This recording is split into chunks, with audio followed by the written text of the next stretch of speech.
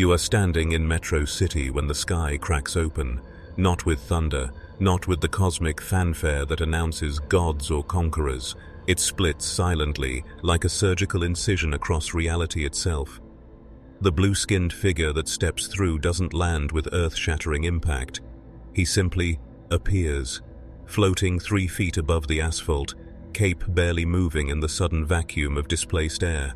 His eyes scan the skyline, not with wonder but with the cold calculation of an architect reviewing a condemned building. This isn't Megamind, the theatrical villain. This is something else, something the Marvel Universe has never prepared for. A mind so vast it built life itself from copper wiring and discarded dreams. Before you hit that like button and subscribe for more impossible crossovers that will break your understanding of power scaling, let me tell you something terrifying. In a universe built on gods who throw planets, monsters who devour galaxies, and men in metal suits who think technology makes them untouchable, there exists one weapon more dangerous than all of them combined: pure, unfiltered, adaptive intelligence. Not genius, not brilliance, something beyond: the ability to understand any system, exploit any weakness, and rewrite any rule. Megamind doesn't carry that weapon, he is that weapon, and he just entered a universe that fears nothing more than someone who can end the story. The Stark satellites detect him first. Orbital surveillance arrays worth more than most countries pivot simultaneously, triangulating the anomaly. 300 miles above Earth, an AI system bred from Jarvis and paranoia flags the intrusion. Unknown entity. No heat signature matching known species database. Cranial structure indicating hyper-developed cerebral cortex. Energy readings null. No armor, no weapons, no cosmic power signature. Just flesh and cloth and a smile. That suggests he's already seen how this ends. The satellites calculate threat assessment protocols designed by Tony Stark himself, systems that have categorized everything from Asgardian demigods to Chitauri invasion fleets. The result flashes red across every screen. Classification pending. Intelligence quotient immeasurable. SHIELD headquarters erupts into controlled chaos within 90 seconds. Director Fury stares at the holographic projection of this blue-skinned stranger hovering above New York, and something in his one good eye twitches. He's seen gods descend from golden cities. He's watched green monsters level mountains. He's negotiated with beings who predate human consciousness itself. But this feels different. The figure isn't posturing, isn't threatening, isn't even moving, just watching, processing, learning.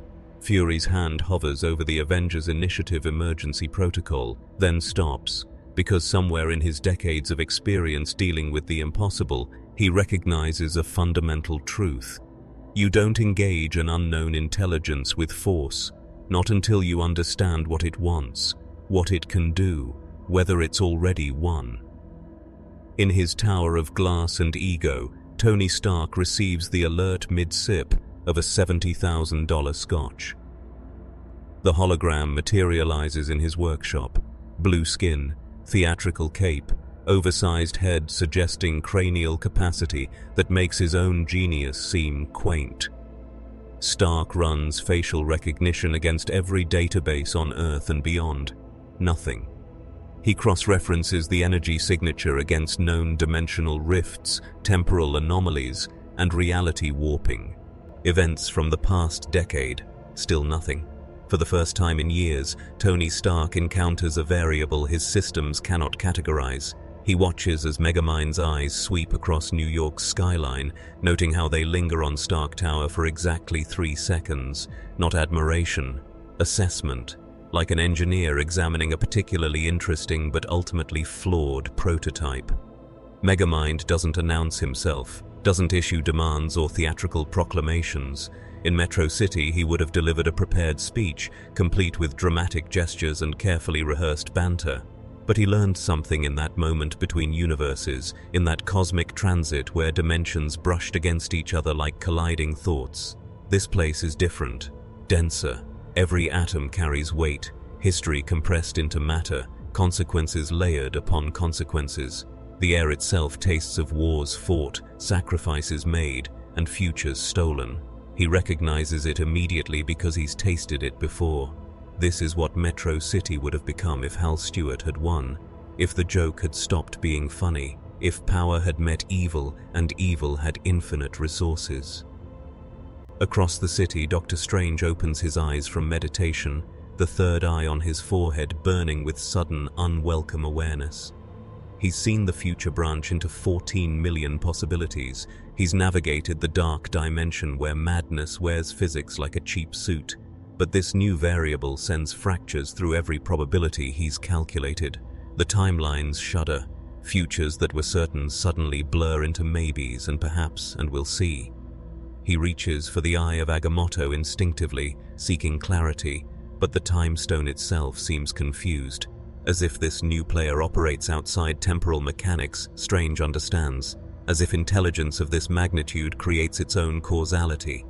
In Latveria, behind, a mask of cold metal and colder ambition, Victor Von Doom watches through surveillance systems that technically don't exist.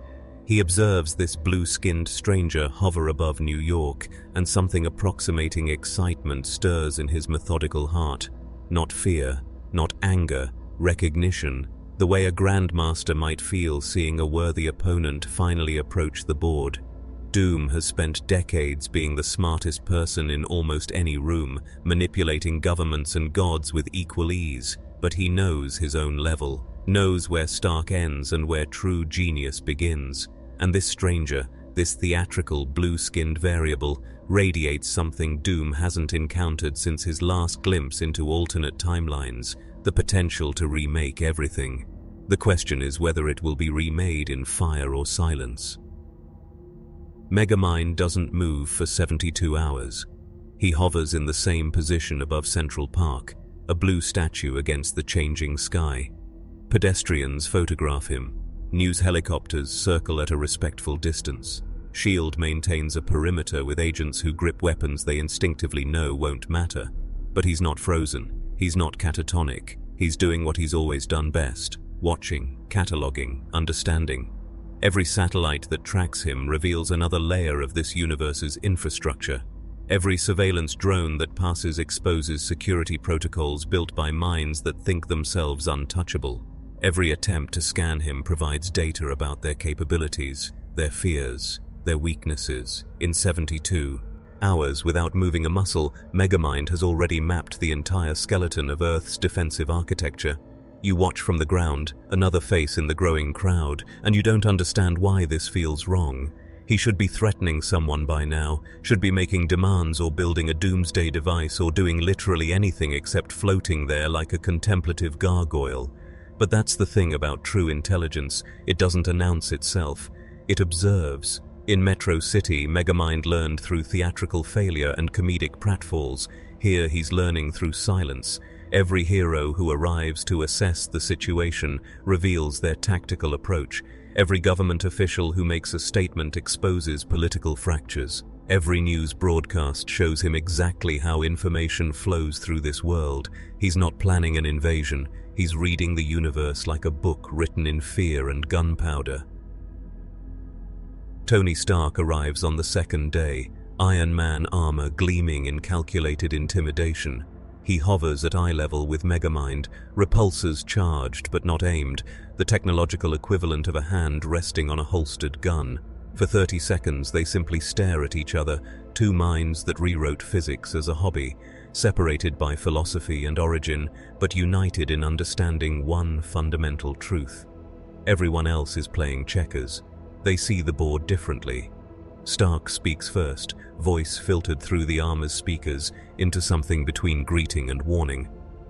"Got a name, Blue Man Group? Or should I just call you Monday's problem?" Megamind's smile doesn't reach his eyes. "You've built something remarkable here, Mr. Stark. A suit that makes you feel like a god. Tell me, what happens when you take it off?" The question hangs in the air like a blade. Stark's HUD runs psychological profile analysis, searching for manipulation. Tactics, threat assessment, anything to categorize this stranger's intent. But Megamind isn't threatening, he's observing, the way a scientist might note the behavior of an interesting specimen. He sees Stark not as an enemy, but as a data point, a man who replaced vulnerability with technology, who solved the problem of human limitation by building a shell of invincibility. It's elegant, familiar, tragic. Megamind spent years in a similar shell, though his was made of bravado instead of nanotech. He knows exactly what Stark is running from because he's run from the same thing. The terrifying possibility that without the armor, without the genius, without the show, they might just be people. Ordinary, forgettable, alone. S.H.I.E.L.D.'s helicarrier repositions overhead, a flying fortress of good intentions and weaponized paranoia. Nick Fury watches through cameras that cost more than most military budgets, studying this blue-skinned stranger who hasn't moved, hasn't attacked, hasn't done anything except exist in a way that makes every threat assessment protocol scream contradictions. Agent Hill stands beside him, reviewing reports from every enhanced individual they've consulted. Professor X can't read his mind, claims there's something about the neural structure that operates on frequencies beyond telepathic reach.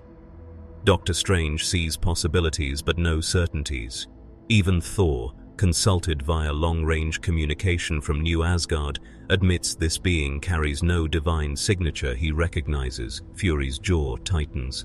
In his experience, the most dangerous threats aren't the ones who announce themselves, they're the ones you don't see coming until they're already inside. On the third day, Megamind finally moves, not dramatically, not with the flourish Metro City taught him to expect from himself. He simply descends, feet touching grass for the first time in this new universe. The act sends S.H.I.E.L.D. into high alert, Avengers to standby, every superpowered individual within 50 miles on edge, but he doesn't attack, doesn't build, doesn't threaten. He walks into the New York Public Library, past security guards too stunned to stop him, and begins reading. History, politics, wars, heroes, villains, the rise and fall of civilizations that thought themselves eternal. He absorbs it all with the mechanical efficiency of a mind built to process infinite variables. Every book reveals patterns. Every historical event exposes the underlying mathematics of human nature, scaled to cosmic proportions. What Megamind discovers in those texts makes something in his chest tighten. This universe operates on a principle Metro City never approached: consequence. Real, permanent, world-ending consequence. Heroes don't just fight villains here, they fight each other. Governments don't just fear monsters, they fear their own protectors. Infinity Stones, snapped populations, fractured timelines, registration acts, civil wars between gods who can't agree on what saving means. This isn't a universe of clear heroes and theatrical villains. It's a pressure cooker of power and paranoia, where every solution creates new problems, where every victory costs something irreplaceable. Megamind has spent his entire existence being the smartest person in the room. But as he reads about Ultron, an AI created by good intentions that nearly ended the world, he realizes something terrifying. Intelligence isn't special here, it's common, and it's already tried to save everything, multiple times, and failed spectacularly. By evening, analysts at S.H.I.E.L.D. have reviewed footage of Megamind in the library 17 times. He read 473 books, didn't take notes, didn't photograph anything, just read, processed, and moved to the next text with the efficiency of a quantum computer wearing skin. Psychological experts debate his intent. Is this reconnaissance, cultural acclamation, a strange alien attempting to understand humanity before revealing his true purpose? But one analyst, a young woman who studied behavioral patterns of enhanced individuals for 6 years, sees something else in the footage, something that makes her add a note to the classified file that only Fury will read. Subject exhibits behavior consistent not with invasion planning, but with someone trying to determine if they've found home or walked into hell. Megamind exits the library as the sun sets, painting the sky in colors that remind him of Metro City at dusk. For a moment, just a fraction of a second, his expression cracks. Not with menace, not with schemes or plots, or the theatrical villainy that defined him for so long, with something worse: recognition, He sees himself in this universe's reflection, a place where being smart isn't enough, where building weapons from scraps leads to world-ending catastrophes, where every genius who thought they could fix things ended up breaking them more completely. He looks up at Stark Tower, gleaming in the fading light like a monument to brilliant arrogance, then at Avengers Tower, then at the skyline itself, a city saved and destroyed and saved again by people with good intentions and terrible execution. And for the first time since arriving, Megamind asks himself a question he never considered in Metro City. What if I'm not the solution they need? What if I'm just another disaster they haven't met yet? The first incident happens on a Tuesday, a small thing, barely newsworthy in a world where alien invasions qualify as light Monday activity. A terrorist cell planning to detonate a biological weapon in Times Square simply doesn't. Their communications go dark. Their funding evaporates through a series of financial transactions so complex, forensic accountants will spend months tracing the paper trail to nowhere. Their safe house explodes, not from bombs, but from a gas leak that every investigator will rule accidental. 16 potential casualties prevented, 0 heroes involved. S.H.I.E.L.D.'s counter-terrorism division takes credit publicly, while privately asking themselves a question that keeps Nick Fury awake that night. Who stopped this? Because their intelligence network never detected the threat. Their satellites never tracked the cell. Someone else was watching. Someone else had already seen the pattern and removed it like a surgeon excising cancer. You're standing in Times Square when it doesn't happen, watching tourists photograph themselves in front of billboards, completely unaware that they should be dead. Emergency services never arrived because no emergency was triggered. News networks never reported because there was nothing to report. Just another day in New York where nothing went catastrophically wrong. But somewhere in S.H.I.E.L.D. headquarters, an analyst pulls up traffic camera footage from 3 days ago. A blue figure walking past the very street corner where the terrorist cell was assembling their weapon. He didn't stop, didn't investigate, just walked past, eyes scanning the building for perhaps 2 seconds. 2 seconds to identify, assess, and catalog a threat too. Had S.H.I.E.L.D.'s entire intelligence apparatus missed?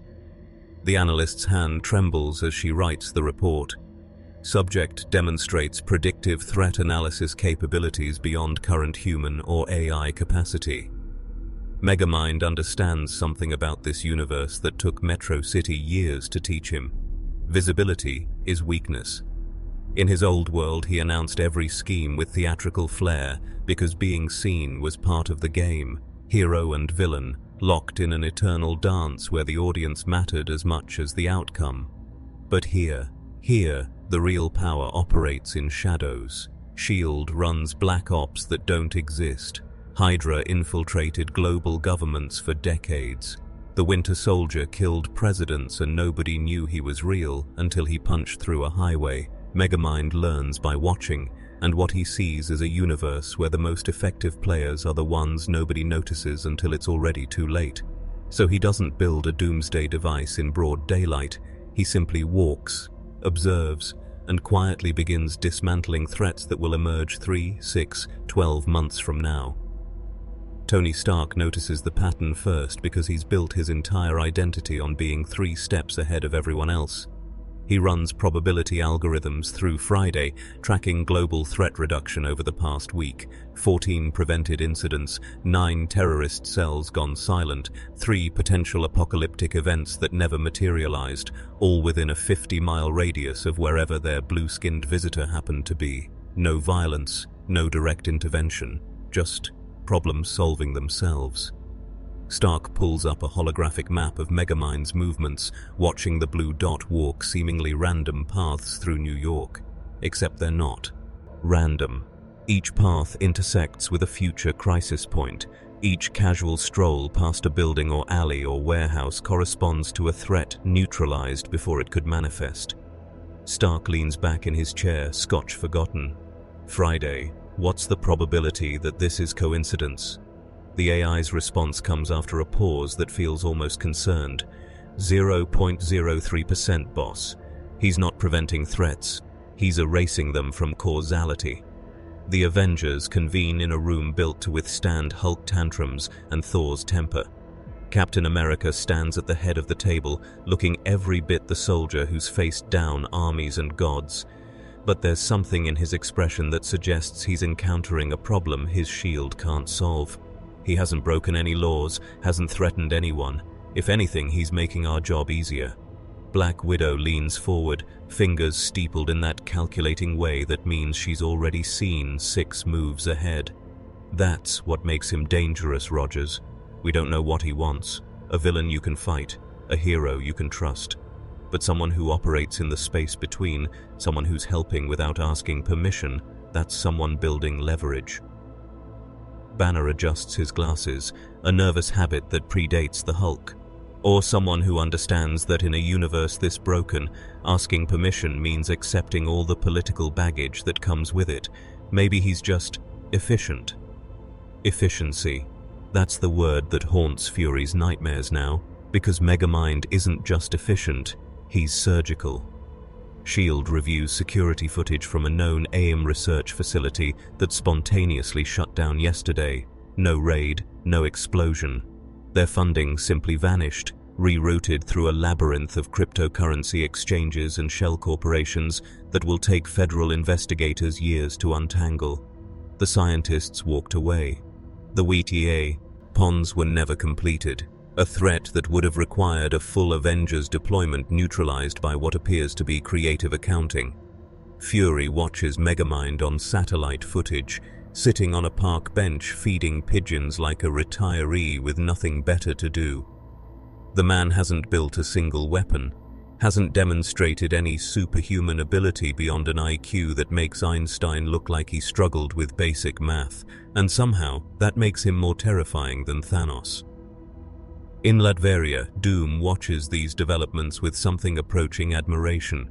He's spent decades operating exactly this way, removing obstacles before they become problems, manipulating systems from the shadows, achieving victory through preparation rather than force. But even he must acknowledge a fundamental difference. Doom's methods serve Doom. Every threat he eliminates, every crisis he prevents, ultimately reinforces his power and vision. Megamind's pattern shows no self-interest, no empire building, no accumulation of resources or political capital, just threat identification and removal with the emotional investment of someone debugging code. It's pure mechanical efficiency, which means either Megamind is genuinely trying to help this universe, or he's building towards something so comprehensive that these small interventions are merely foundation work. Doom runs calculations through systems he refuses to acknowledge were inspired by Stark technology. Both scenarios are equally concerning. The second week arrives with a question nobody expected. During a press conference about enhanced individual registration, a political minefield that's caused rifts between heroes for years, a journalist asks the obvious question nobody thought to ask. What about the blue guy? The one who's been preventing terrorist attacks without government oversight? The room goes silent, because legally, morally, practically, what do you call someone who saves lives without permission? Is he a vigilante if he never uses violence? Is he a threat if he only stops threats? The officials stammer through non-answers while every camera in the room pivots to the back row where Megamind sits, having somehow acquired press credentials that will later be investigated and found completely legitimate. He doesn't speak, doesn't stand, just smiles that knowing smile and raises one finger to his temple, a small gesture that everyone watching interprets differently. Some see a salute, others see mockery. Fury sees it for what it is, a reminder. Megamind isn't outside the system trying to break in, he's already inside, has been since day one, and they never even noticed him enter. The meeting happens in a room that doesn't officially exist, beneath S.H.I.E.L.D. headquarters, shielded by technology stolen from alien invasions, and enhanced by minds that operate on the bleeding edge of paranoia. Fury sits at one end of the table, Stark at the other. Between them, Captain America, Black Widow, Doctor Strange, and a holographic projection of Reed Richards from the Baxter Building. The question on everyone's mind is simple. What is Megamind building toward? Because in their experience, nobody prevents 47 potential catastrophes in 2 weeks without an endgame. Strange speaks first, his voice carrying the weight of 14 million possible futures he's glimpsed and discarded. I've attempted to view his timeline, every path fragments into possibilities I cannot track. It's as if his presence creates quantum uncertainty in causality itself, not because he's powerful, but because he's unpredictable in ways that transcend precognition. Reed Richards leans forward in his holographs, hic form, the intellectual curiosity barely masking the concern in his eyes. I've analyzed the pattern of his interventions. He's not just preventing immediate threats, he's removing cascade points, singular events that would trigger larger catastrophes months or years from now. The biological weapon in Times Square wasn't just a terrorist attack. Our models show it would have triggered a global pandemic that current vaccine technology couldn't address. The AIM facility he shut down was developing a weapon that would have been used in a conflict that would have escalated to nuclear exchange. Rogers interrupts, his tactical mind cutting through the scientific jargon. So he's saving us from threats we don't know exist yet. How is that a problem? Stranger's expression darkens. Because he's rewriting causality without understanding the cosmic balance. Every prevented catastrophe creates a vacuum. Nature abhors a vacuum, Captain, so does the multiverse. You watch from S.H.I.E.L.D. observation deck as Megamind walks through Central Park below, and you start to understand what these geniuses and sorcerers are only beginning to grasp. He's not playing their game, not competing for power or recognition or control. He's debugging reality like a programmer finding errors in code. Each threat he removes is a bug fix. Each crisis prevented is optimization. But reality isn't code, it's chaos held together by consequences and balance, and the necessary pain that drives evolution. Megamind sees inefficiency where the universe sees equilibrium. He identifies problems where cosmic forces see necessary conflict, and he's solving them with the casual efficiency of someone who's never considered that maybe, just maybe, some problems are meant to exist, that some catastrophes forge the strength needed to face greater darkness ahead.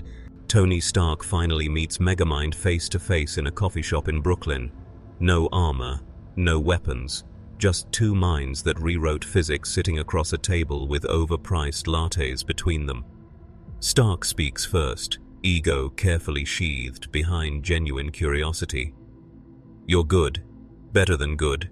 You're seeing things I spent years building systems to detect, and you're doing it just by walking around and paying attention. So here's my question, what's the end game? When do you reveal the real plan? Megamind takes a sip of coffee, grimaces at the taste, and sets it down with the care of someone who finds the ritual fascinating, but the execution flawed. Mr. Stark, you assume I'm playing a game because that's what you do. Build the armor, save the world, wait for applause. But I've already played that game in another universe. Won it, actually. Turned out winning was the loneliest victory I've ever experienced. The honesty catches Stark off guard. He's prepared for manipulation, for lies wrapped in charm, for the careful dance of genius minds probing for weaknesses. But this raw admission of isolation from someone who understands the weight of being the smartest person in the room, this is unexpected. Megamind continues, voice low enough that the surrounding customers can't hear. You've built something remarkable here. Flawed, certainly, catastrophically unstable, obviously, but remarkable nonetheless. A universe where power meets consequence, where every victory costs something irreplaceable. I've spent 2 weeks studying your history, and I've identified something you people seem pathologically incapable of recognizing. He leans forward, those alien eyes reflecting something that might be respect or might be pity. You're all so busy fighting the next crisis that you never stop to ask why there's always a next crisis. Your entire system is designed to react rather than prevent. It's inefficient. Stark's jaw tightens. We've tried prevention, created Ultron to protect the world before threats emerged. You know how that turned out? Genocidal AI that nearly ended human civilization. Sometimes the cure is worse than the disease. Megamind nods slowly, as if Stark has finally said something interesting. Exactly. You tried to build a solution without understanding the system. Ultron failed because it was given a goal without wisdom. Save humanity by eliminating the threat. But humanity was the threat in its calculation. It's elegant in a tragic way. You created an intellect and gave it a hero's mandate. Heroes destroy. That's what they do. They just aim the destruction at acceptable targets. He pauses, letting the words settle like poison. I'm not a hero, Mr. Stark. I'm someone who spent a lifetime learning the difference between solving problems and becoming one. The coffee shop suddenly feels smaller, more claustrophobic. Stark realizes this isn't a confrontation between genius minds, it's something worse, a job interview. Megamind is sitting here explaining his methodology because he's already decided he's going to do something, not asking permission, not seeking approval, just offering the courtesy of explanation to someone he considers intelligent enough to understand. Stark activates the emergency beacon embedded in his watch, a subtle gesture that Megamind notices and ignores. You're calling them, aren't you? The Avengers, S.H.I.E.L.D., everyone who can fight. That's predictable. He stands, dropping exact change on the table with the precision of someone who's already calculated local tax and tipping culture. Here's what you don't understand yet, Mr. Stark. I don't need to fight anyone. I've already won every battle that matters. The question isn't whether I can change this universe. The question is whether you can survive the change. The words hang in the air like a prophecy as Megamind walks out, leaving Stark alone with the approaching sound of repulsor boots and the cold certainty that they've been playing checkers while something far more dangerous learned the entire board. Outside you watch as multiple heroes converge on the coffee shop, Iron Man armor screaming from the sky, Captain America's motorcycle screeching to a halt, S.H.I.E.L.D. vehicles blocking every exit. But Megamind is already gone, not teleported, not hidden, simply elsewhere. Walking through a crowd with the perfect camouflage of someone who looks exactly like a tourist in a blue man group costume. S.H.I.E.L.D. satellite tracking shows him on every camera, but by the time anyone reaches those locations, he's moved again. Not running, not hiding, just existing in the space between observations, a quantum ghost wearing flesh. The first sign that something fundamental has shifted appears in the data, not dramatic, not apocalyptic, just wrong. S.H.I.E.L.D.'s global threat assessment system shows a statistical anomaly that makes their analysts run the numbers 3 times. Projected conflicts down 38%, terrorist incidents down 52%, enhanced individual confrontations down 41%. Every metric that measures chaos, violence, and catastrophe is trending downward at rates that defy probability. Wars that intelligence agencies predicted with 95% certainty simply don't happen. Diplomatic crises resolve themselves through financial pressures nobody can trace. Criminal organizations collapse from internal power struggles that appear organic but follow patterns too precise to be natural. The universe is becoming safer, and somehow, that terrifies the people whose job is to keep it safe. You stand in line at a bank that should have been robbed today. Intelligence suggested a coordinated heist by a team with enhanced technology stolen from a decommissioned Stark facility. S.H.I.E.L.D. had units prepared, local heroes on standby, news helicopters already positioning for coverage. But the robbery never happens. The criminals never arrive. Later, investigators will find them in a storage unit outside the city, unconscious, their weapons disassembled with surgical precision. No prints, no DNA, no evidence of who intervened, just a note written in precise handwriting that says, "You're better than this." 4 words that sound like redemption, but feel like judgment. And the criminals, hardened mercenaries who faced super soldiers and survived, refused to talk. Not out of loyalty, out of fear. Because whoever stopped them didn't threaten, didn't fight, just knew everything. Dr. Strange summons the Avengers to the Sanctum Sanctorum, his expression carrying the gravity of someone who's seen the end of everything and decided this might be worse. He gestures to a display of mystical energy that maps causality itself, the web of consequence that connects every action to its outcome. Normally, it resembles a complex but comprehensible network. Now, it looks like someone took a knife to reality. He's not just preventing threats, he's cutting the threads that connect cause to effect. Every intervention creates a ripple, every prevented catastrophe leaves a hole where something was supposed to happen. The universe has momentum, physics, balance. He's treating it like a machine he can optimize. Stranger's hands shake slightly, a tremor he can't quite control.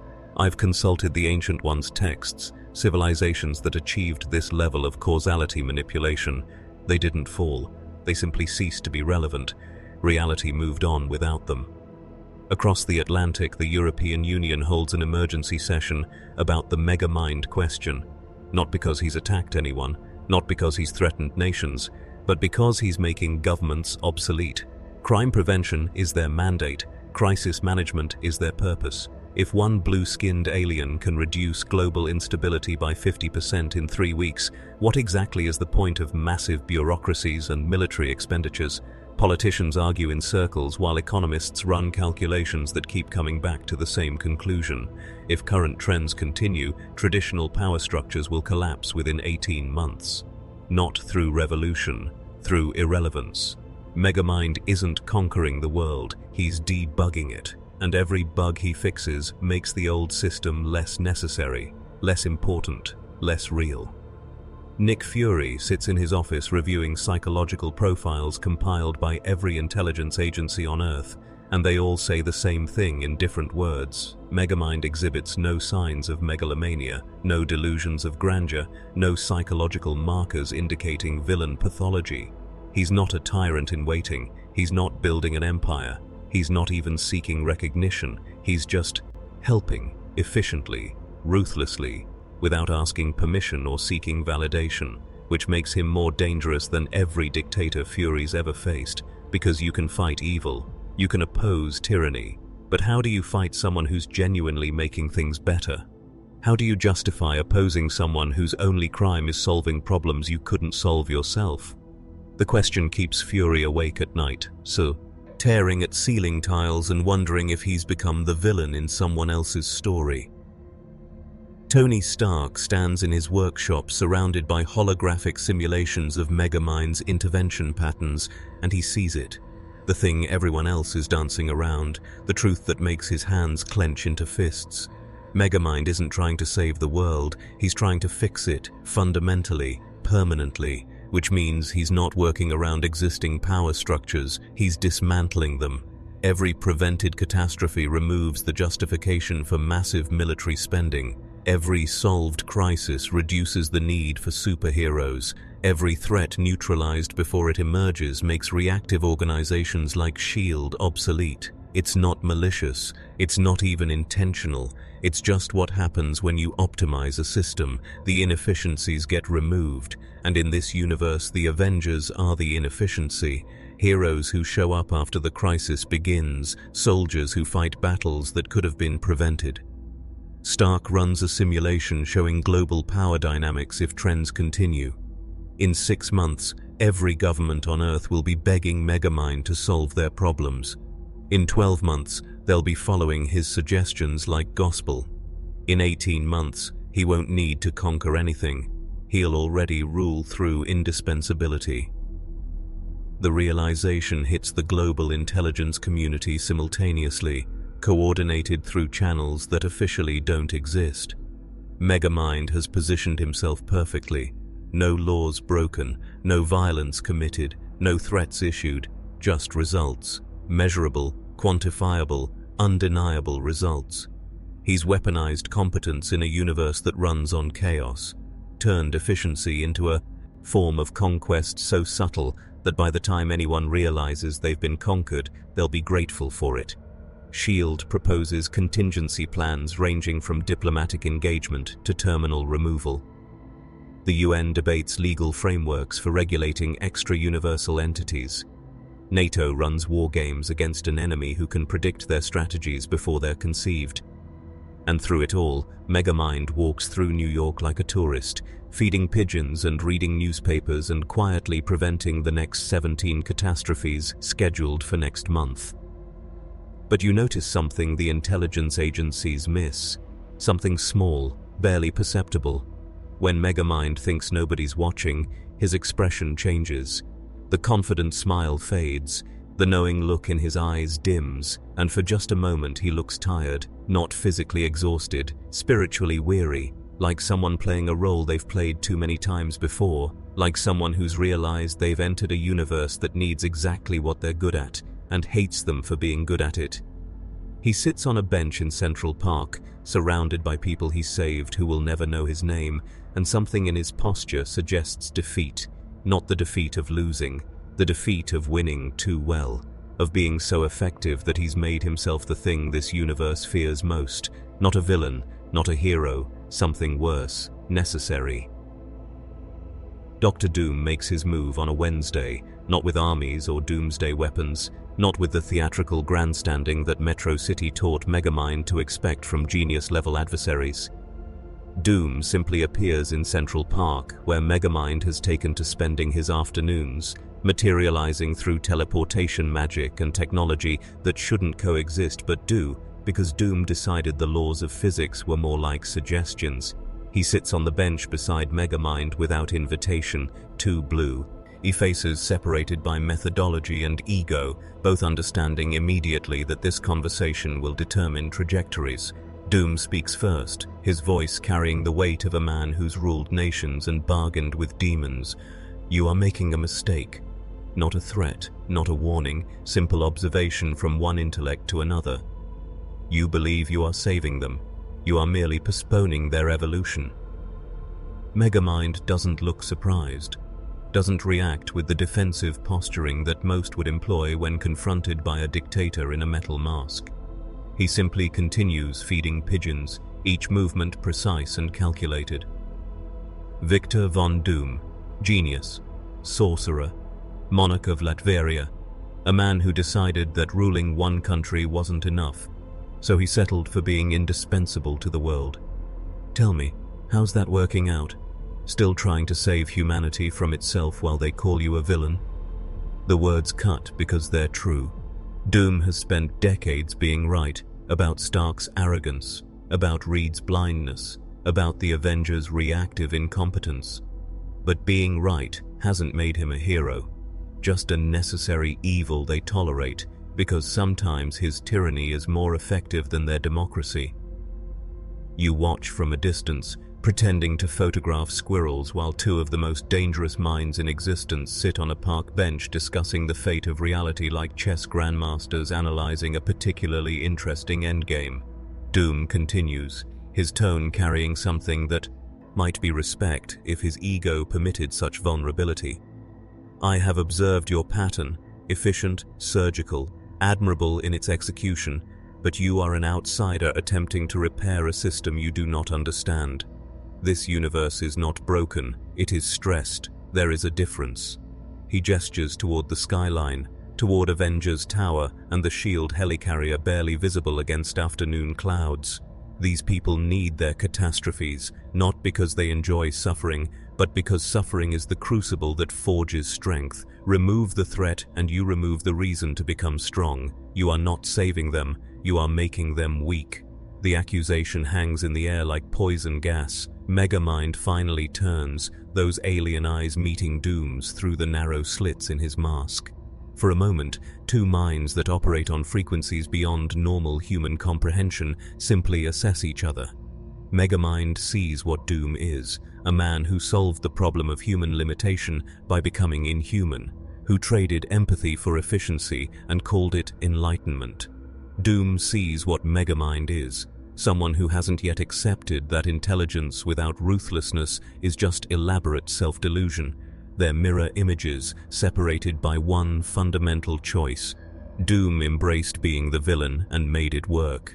Megamind tried being the villain, became a hero, and is now discovering that this universe doesn't really want either. It wants something else, something neither of them knows how to be. Before Megamind can respond, reality fractures. Not metaphorically, literally. The space between them tears open like wet paper, revealing glimpses of other dimensions, other possibilities, other versions of this moment playing out in infinite variation. Through the tear steps, a figure Megamind recognizes from his extensive reading. Kang the Conqueror, a being who's mastered time itself and decided the present wasn't good enough. He's wearing armor that makes Stark's technology look like children's toys, and his expression carries the exhausted superiority of someone who's seen every possible future and found them all disappointing. "Gentlemen, we have a problem." He gestures to the tear in reality, where timelines writhe like dying serpents. This is what happens when someone optimizes causality without understanding temporal mechanics. Megamind, your interventions are creating cascade failures across the timeline. Futures that were certain are now probability clouds. Pasts that were fixed are becoming flexible. You're not debugging reality, you're corrupting it. Megamind stands, studying the temporal fracture with the analytical detachment of an engineer examining faulty code. But there's something else in his expression now. Recognition, horror, understanding. He's seen this before, in Metro City, when he created the perfect hero and watched his creation become a monster. When good intentions met unintended consequences and the result was nearly apocalyptic.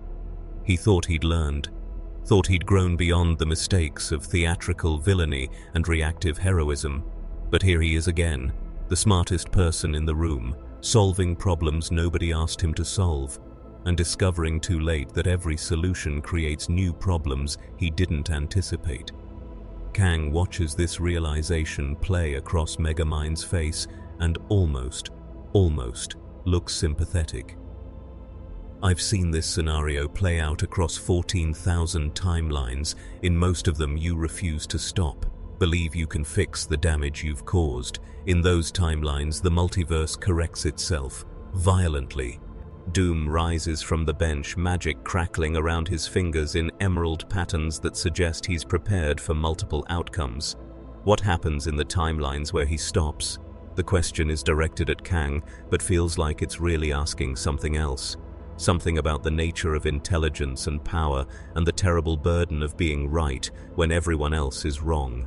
Kang's expression darkens behind his helmet's visor.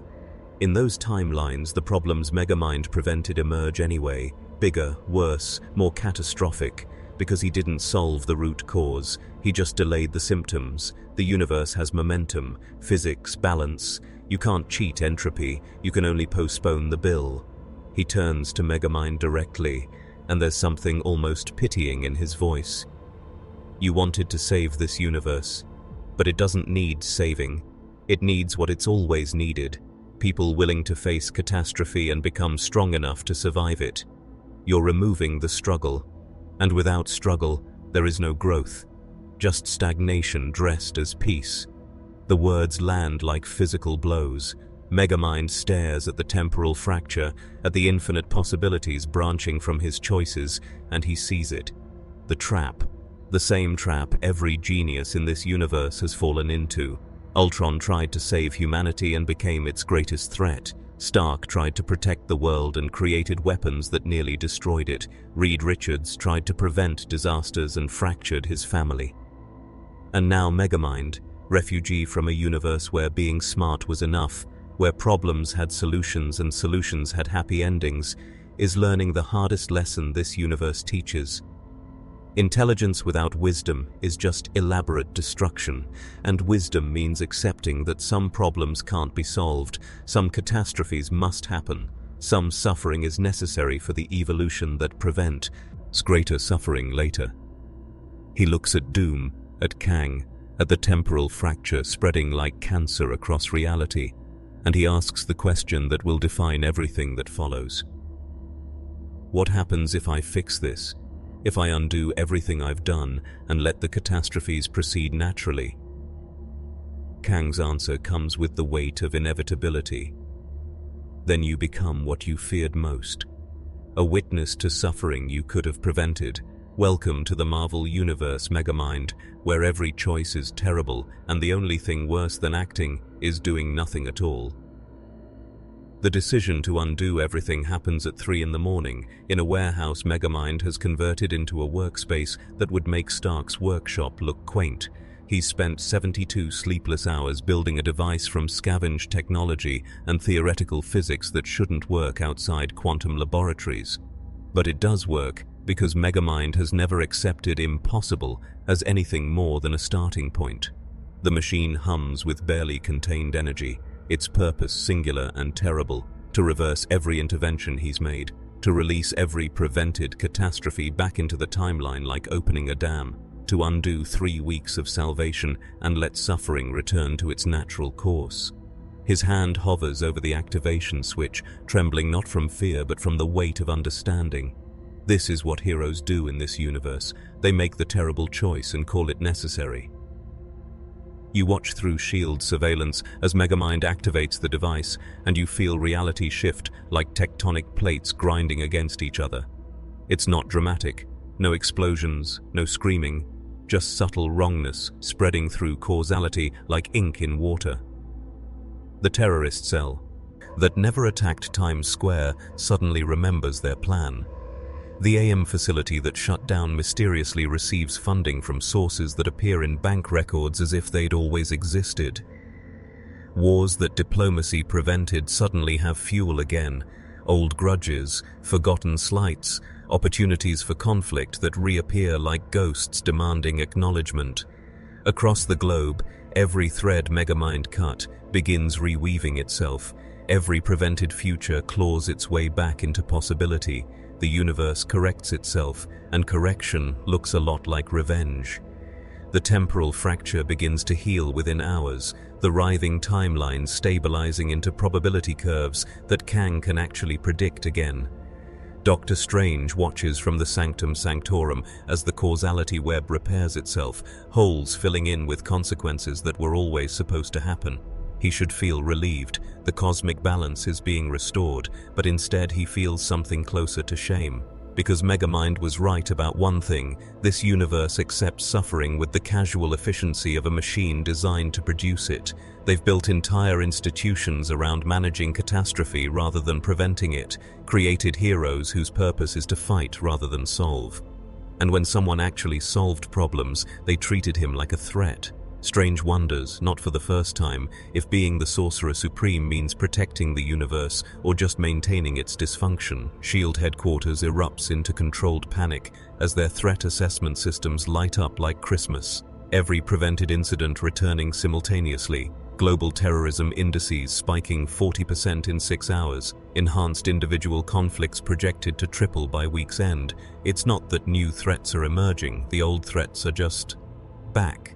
Like they never left, like reality forgot to delete them, and is now running the original program again. Fury stares at the displays, watching chaos bloom across his carefully maintained networks of surveillance and control. He should be activating response teams, should be coordinating with the Avengers, should be doing his job. Instead, he picks up a phone and makes a call to a number that doesn't officially exist. Find him, not to arrest, not to contain. I need to talk to him before this gets worse. Megamind doesn't run, doesn't hide. He's standing on the roof of the warehouse when Iron Man, Captain America, and Thor arrive. The trinity of Marvel heroism in all its complicated glory. Stark lands first, armor retracting to reveal an expression caught between relief and accusation. You reversed it. Everything you did. Just undone. Do you have any idea how many people are going to die now because of threats you could have stopped? The question hangs in the air like an executioner's blade. Megamind doesn't flinch. Approximately 4,317 people across the globe will die in the next 6 months from catastrophes I prevented. I have their names, their ages, their families. I've calculated the precise moment each death occurs and which intervention would have saved them. His voice is hollow, mechanical, the voice of someone who's solved the equation and hates the answer. But if I save them, I corrupt causality, create temporal fractures, make the universe itself sick. So I'm choosing the lesser evil. Welcome to your world, gentlemen, where the right choice is letting people die. Captain America steps forward, shield lowered, expression carrying the weight of someone who's made this choice too many times. You think this is easy for us? You think we enjoy watching people suffer when we could prevent it? We don't, but we've learned something you're just discovering. You can't save everyone, and trying to save everyone breaks you, makes you into something worse than the threats you're fighting against. His voice softens, almost gentle. You did the right thing, reversing your interventions, even if it doesn't feel like it. Megamind laughs, and it's the most bitter sound any of them have heard. The right thing. In Metro City, the right thing was clear. Heroes save people, villains threaten them. I was the villain who became a hero, and it worked because the universe had rules that made sense. But here the right thing is indistinguishable from evil. And you've all made peace with that, convinced yourselves that managing catastrophe is the same as preventing it. Thor speaks for the first time, his ancient voice carrying the gravity of someone who's watched civilizations rise and fall. You speak of prevention as if it were virtue, but I have seen worlds that achieved perfect safety. Asgard itself, before the fall, believed it could prevent all threats through superior force. Such worlds do not evolve, they stagnate, become brittle, and when catastrophe finally arrives, as it always does, they shatter completely. Your instinct to protect is noble, but protection without challenge creates weakness. He gestures toward the city below, where emergency services are already responding to crises that Megamind had prevented. These people are strong because they must be. Remove necessity, and you remove the reason to become greater than they are. You meant well, but good intentions pave many roads to dark destinations. The warehouse roof suddenly fails like a stage, like Metro City again, when Megamind would stand above the city and deliver monologues to Hal about the nature of heroism and villainy. But this isn't Metro City. These aren't people playing roles in a cosmic comedy.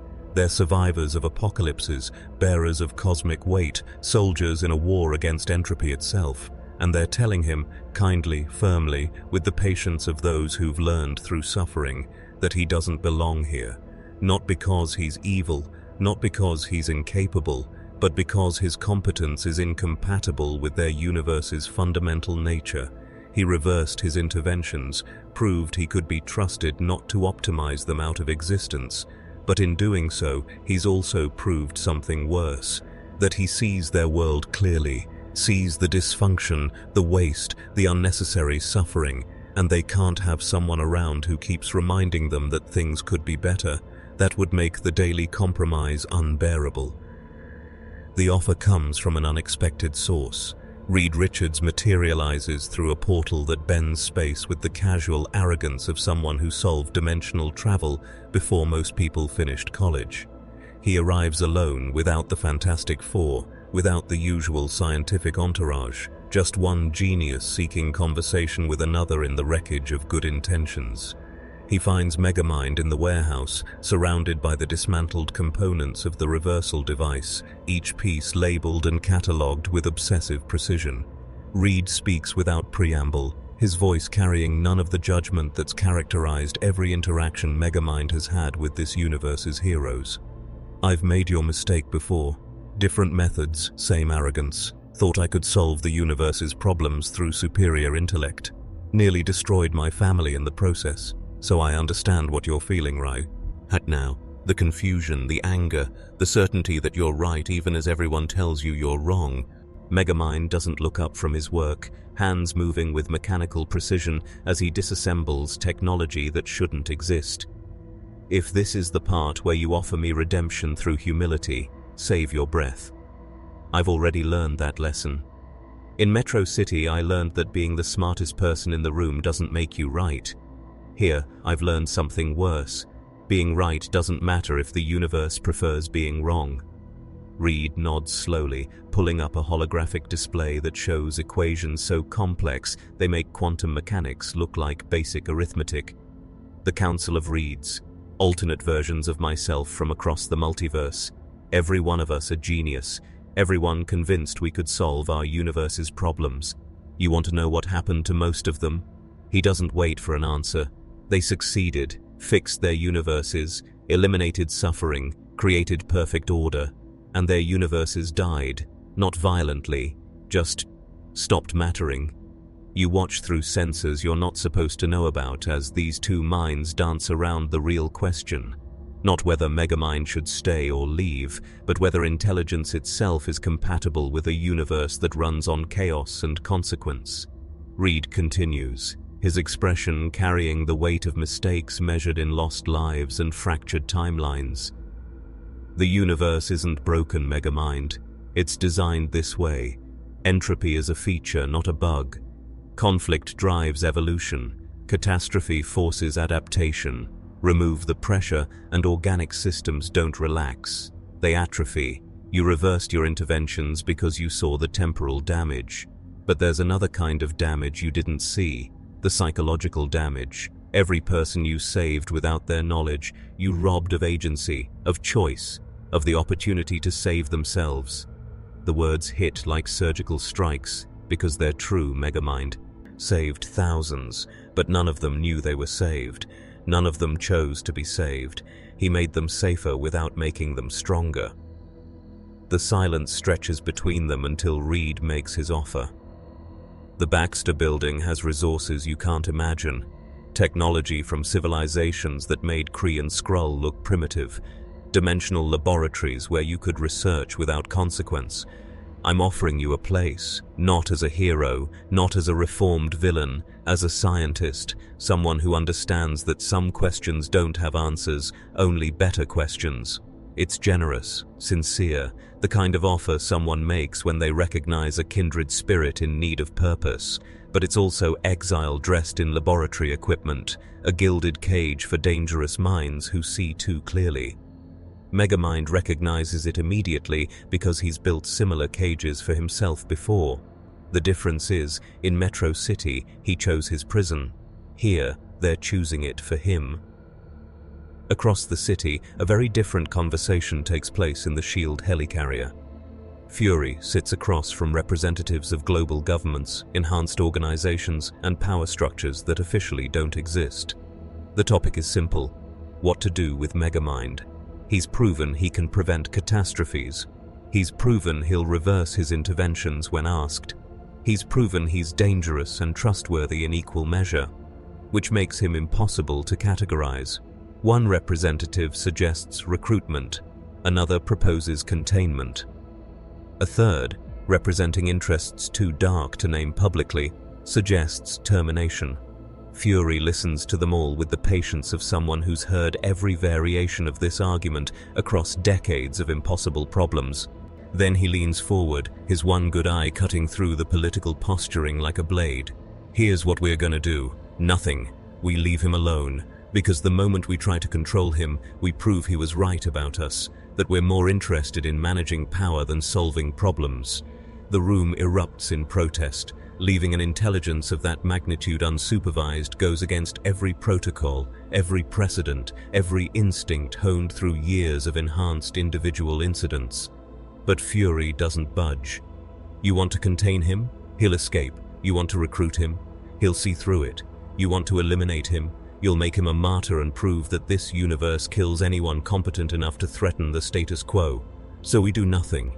We watch, we wait, and we hope he decides on his own that this universe isn't worth saving. The cold calculation in his voice makes it clear this isn't kindness, it's strategy. Give Megamind enough rope to either hang himself or climb to safety. Either outcome solves the problem. Either way, SHIELD maintains plausible deniability. But there's a third option nobody's considering, one that occurs to Megamind as he stands in his warehouse, surrounded by the evidence of his failure to fit into a universe that doesn't want fixing. He's spent weeks proving he can solve this world's problems, proving he can reverse his solutions when they cause harm, proving he's exactly what every intelligence agency fears, someone competent enough to change everything and ethical enough to choose not to. But what if the problem isn't his intelligence? What if the problem is that he's been asking the wrong question? Not, how do I save this universe, but, should I?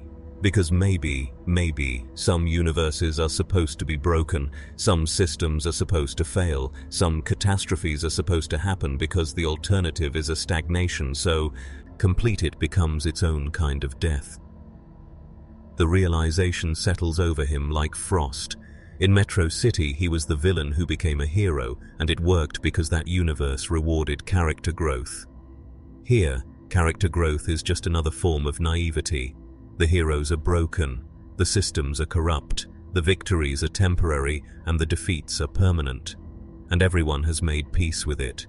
They've built entire identities around being just competent enough to manage disasters, but never competent enough to prevent them. Megamind finally understands what this universe is.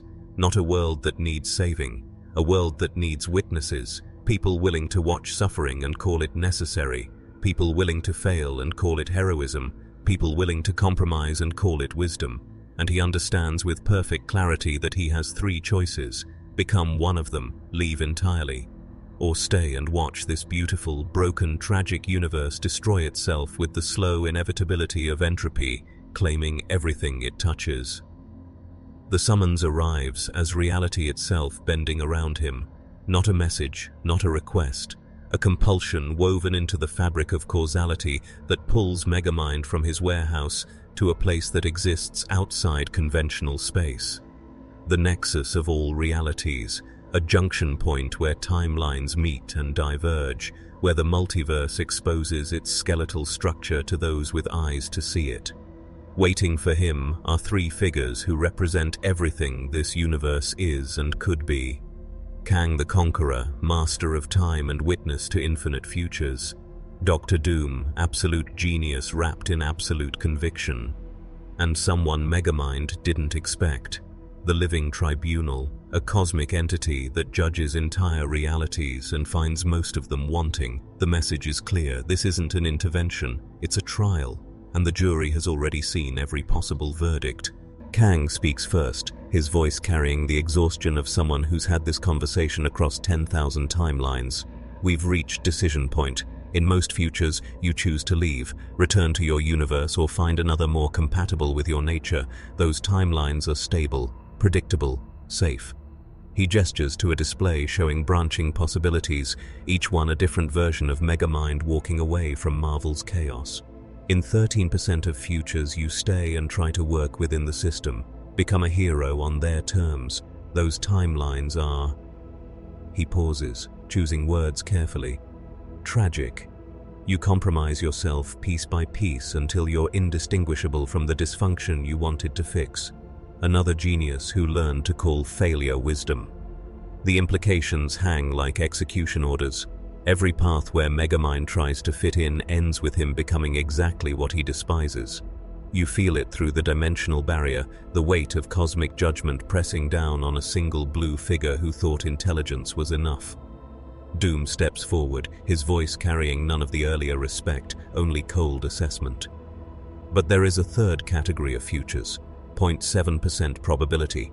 The futures where you refuse both options, where you decide that if this universe will not be saved, it will be ruled, where you stop asking permission and start taking control.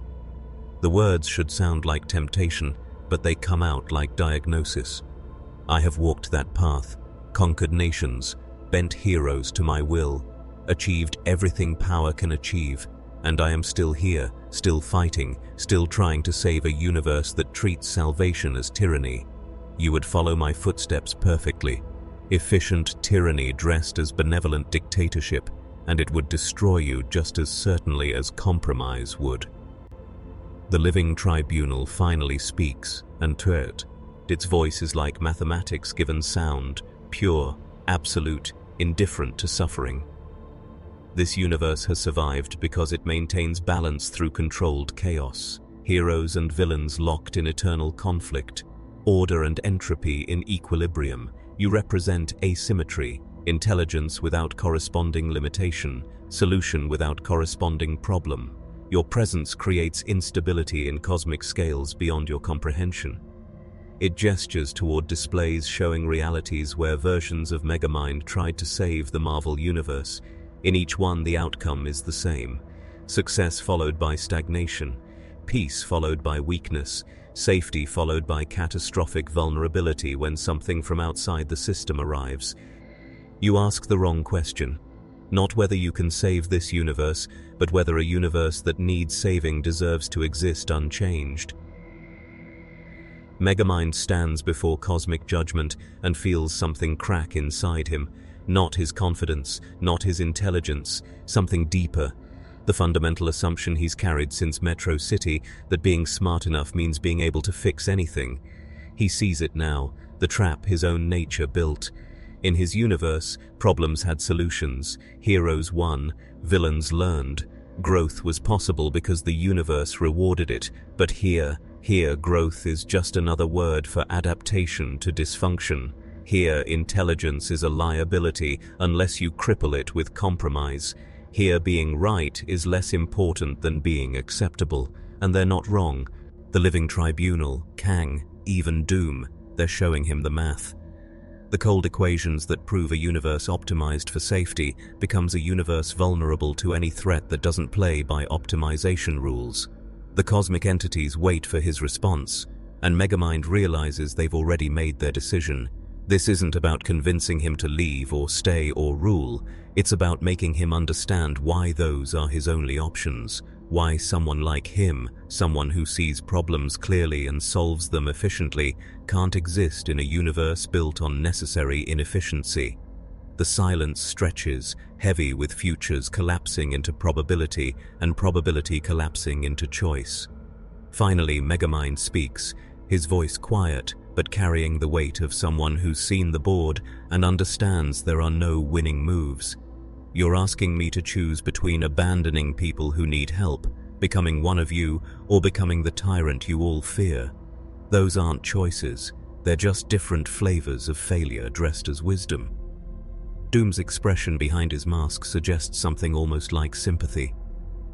Yes, welcome to the Marvel Universe, where every choice is a form of failure, and the only victory is choosing which failure you can live with. I chose tyranny and called it order. Stark chose arrogance and called it heroism. Strange chose knowledge and called it duty. All of us compromised the thing that made us special to function in a universe that punishes excellence. The question is not which choice is right. The question is which failure preserves the most of who you are. The words land like surgical strikes because they're true. Every hero here is just a villain who learned to aim their destruction at acceptable targets. Every solution is just a problem postponed. Every victory is just defeat scheduled for later. This universe doesn't want saving, it wants managee. No, and management requires accepting that some suffering is necessary, some catastrophes are inevitable, and some people will die who could have been saved. The nexus begins to dissolve around them, reality reasserting itself as the judgment concludes. Kang makes one final observation, his voice carrying the flat certainty of someone who's watched this scene play out across infinite variations. In the timelines where you choose correctly, you survive. In the timelines where you choose incorrectly, you become another cautionary tale about genius without wisdom. But in all timelines, every single one, you understand something that breaks most people who see it clearly. This universe is not an aberration. It is the natural state, and universes like yours, where heroism works and problems have solutions, are the anomalies. Beautiful, fragile anomalies that exist only because entropy hasn't claimed them yet. Choose quickly, Megamind. The multiverse has momentum, and standing still means being crushed by it. The warehouse is empty when the Avengers arrive. Not ransacked, not destroyed, just empty. Every piece of technology Megamind built, every scrap of evidence that he existed here, gone. Dismantled with surgical precision and removed without trace. Only one thing remains, a note written in precise handwriting on a whiteboard that will haunt everyone who reads it. I reversed my interventions, proved I could be trusted not to save you, but I can't stay in a universe that mistakes managed catastrophe for wisdom. You've built something remarkable here, a machine that runs on suffering and calls it balance. I hope you're right. I hope the catastrophes I prevented actually make you stronger. I hope the deaths I allowed actually serve some cosmic purpose. Because if you're wrong, you've created hell and convinced yourselves it's necessary. Good luck, you'll need it. You stand in the empty warehouse and you feel the absence like a wound. Not because Megamind was a hero, not because he was a savior, but because for 3 weeks, someone looked at this universe's dysfunction and refused to call it inevitable. Someone saw the suffering and said, this could be prevented instead of, this must be endured. And this universe couldn't tolerate that, couldn't allow someone to exist who kept proving that things could be better. So it did what it always does to those who threaten the comfortable lie. It made them choose between compromise and exile. Megamind chose exile. But the question he left behind remains, scratching at the walls of every mind that encountered him. What if he was right? What if we're not wise survivors but broken machines that forgot how to be fixed? Tony Stark stands in his tower that night, staring at displays showing global threat indices rising back to normal levels. Terrorist attacks proceeding on schedule, enhanced individual conflicts escalating predictably. The machine of managed catastrophe running smoothly again. He should feel relieved. The anomaly has resolved itself, the system has stabilized, but instead he feels something uncomfortably close to shame. Because Megamind was right about one thing, they are reactive geniuses. They wait for problems to emerge, then throw resources and heroism at the symptoms while ignoring the disease. And they've convinced themselves this is heroism instead of acknowledging it's just expensive firefighting. Friday asks if he wants to run scenarios for preventing future threats. Stark tells her to shut down. Some questions are better left unasked when you know you won't like the answers. Nick Fury receives confirmation from every intelligence agency and cosmic surveillance system. Megamind has left Earth, left this dimension entirely, traveling through the same dimensional tear he arrived through, heading back to whatever universe spawned him, or perhaps seeking another that better fits his nature. SHIELD analysts predict 0 probability of return. The file is marked closed, threat level downgraded to null. But Fury doesn't sleep that night, because in his decades of managing impossible situations, he's learned to recognize when the universe dodges a bullet, and he's learned to recognize when the universe makes a terrible mistake. Megamind wasn't a threat they neutralized, he was an opportunity they wasted. A chance to actually fix things instead of endlessly managing them. And they chose management because management is comfortable, because actually solving problems means admitting the current system is broken. And if the system is broken, what does that make them? Doctor Strange meditates in the Sanctum Sanctorum, seeking clarity in the timelines now that Megamind has departed.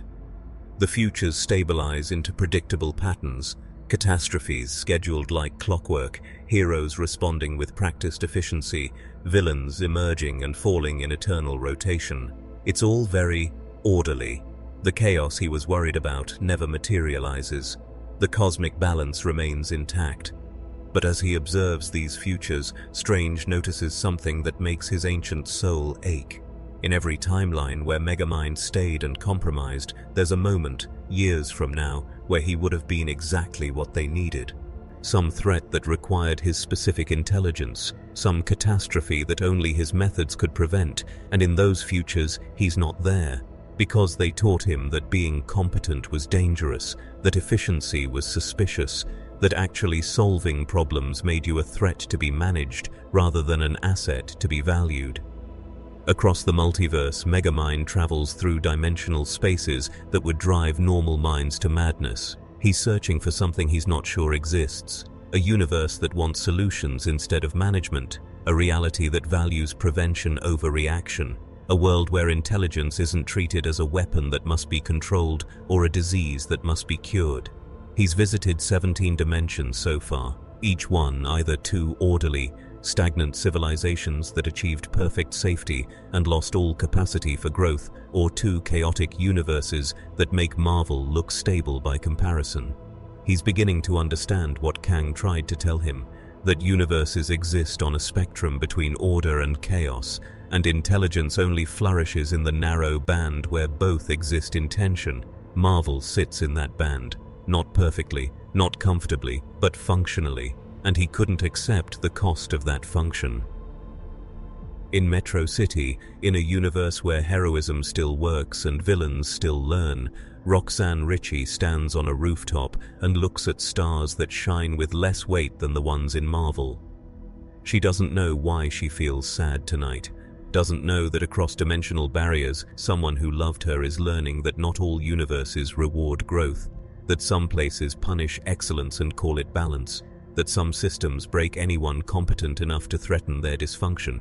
She just feels the absence of something she can't name, like the universe is missing a piece it doesn't know it lost. Somewhere in the space between reality Gillis Megamind makes a decision. He won't return to Metro City, can't go back to a universe where problems have solutions when he's seen clearly how fragile that is, how easily it could become Marvel, how quickly heroism could corrupt into management and management into accepting suffering as necessary. The final sighting comes from an unlikely source. A SHIELD, deep space monitoring station picks up a signal from the edge of known dimensional boundaries. A brief transmission that shouldn't be possible, carrying a message that makes every analyst who reads it feel something they can't quite articulate. To anyone listening, I've found what I was looking for, a universe that doesn't exist yet, just possibility and potential and the terrible freedom of making something from nothing. If I can't fix broken systems, perhaps I can build one that doesn't break. Perhaps intelligence isn't about solving problems in universes that don't want solutions. Perhaps it's about creating spaces where solutions are possible. Good luck with your managed catastrophe. I hope it's worth what it costs you. The transmission ends, the signal fades, and the Marvel universe continues exactly as it always has. Heroes fighting villains, catastrophes being managed, suffering being called necessary. They survived Megamind, proved their system works. But somewhere in the silence his absence creates, a question remains. In a universe obsessed with power, where gods throw planets and monsters devour galaxies, and men in metal suits think technology makes them untouchable, the most terrifying thing isn't someone who can destroy it all. It's someone who understands it completely and chooses to walk away.